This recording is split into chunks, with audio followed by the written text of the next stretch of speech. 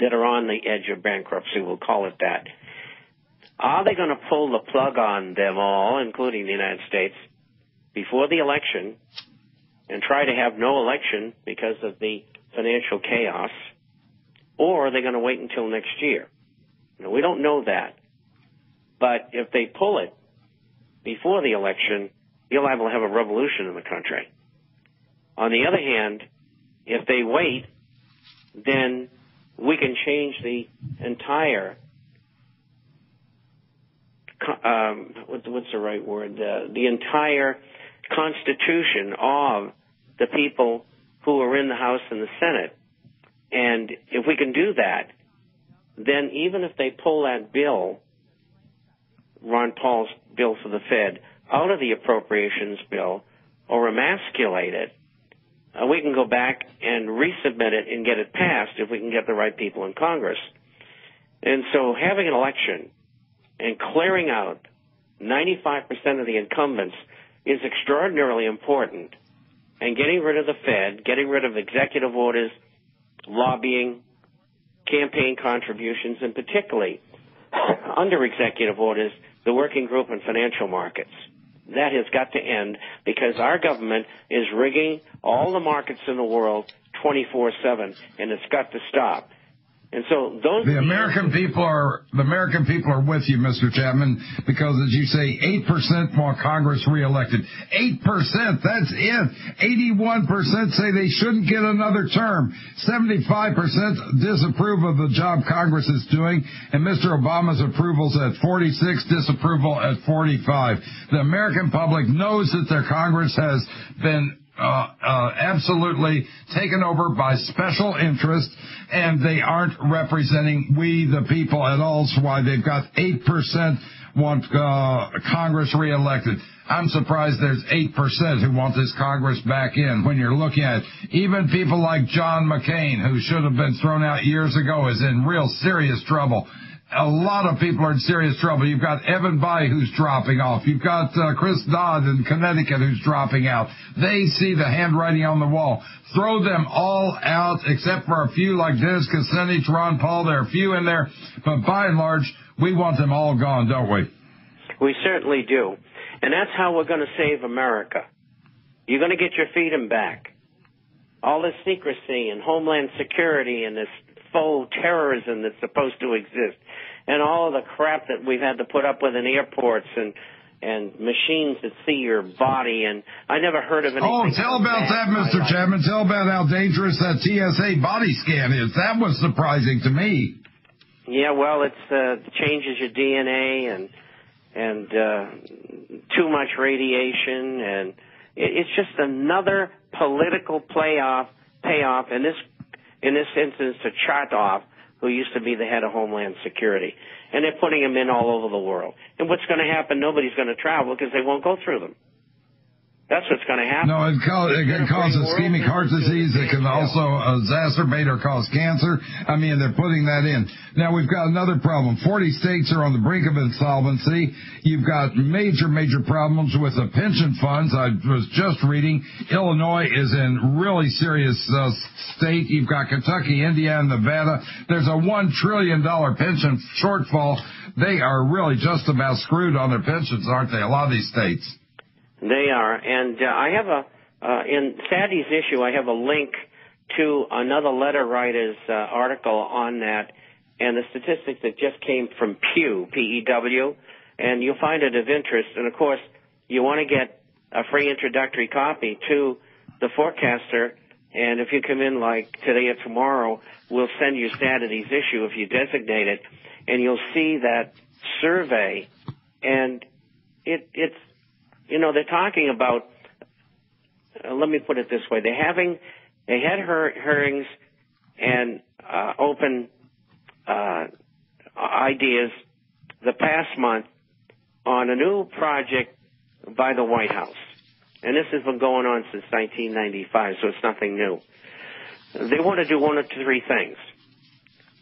The government is offering guaranteed annuities.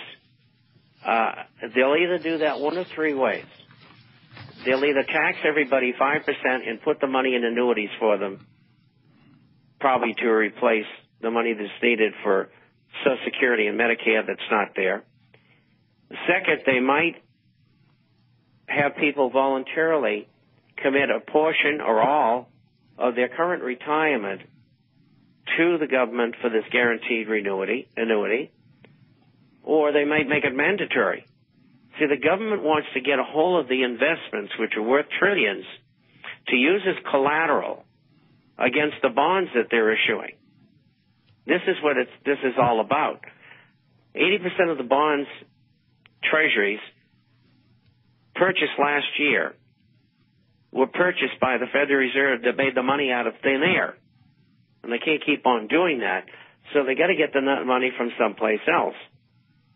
So what they'll do is get their foot in the door with a voluntary program, and 6 months to a year after it's put in place, it'll be mandatory. That's what they're going for. Grab for your retirement income, your IRAs, your Roth, your Keoghs, your whole retirement incomes, your 401ks. They're doing a big grab for it, calling it annuities. They're going to grab the last vestiges of any real money left in the United States to pay off for their bonds, to pay out Wall Street. More when we get back with Robert Chapman, the international forecaster. California, worse than Greece.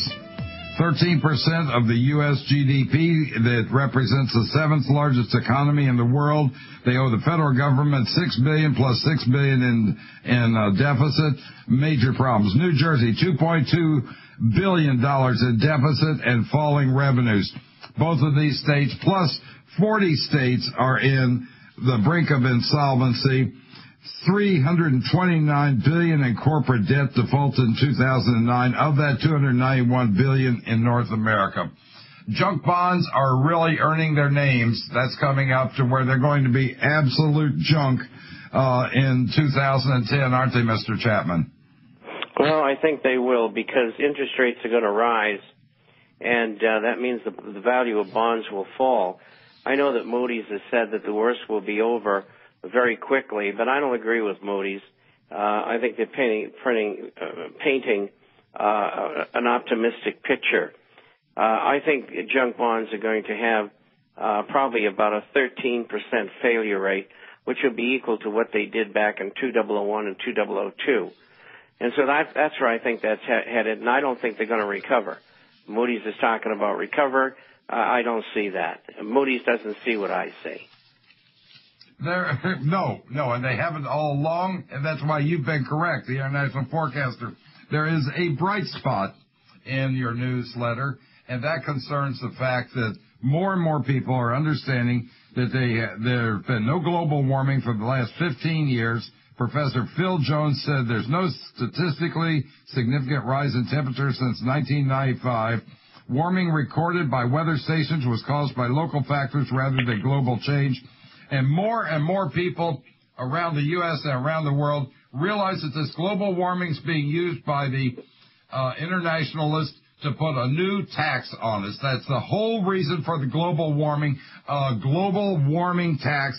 And this hasn't got any traction. Cap and trade, all of that has no traction. People are wise to their con game, aren't they? Well, that's because of programs like this, talk radio, the Internet. We've educated the people.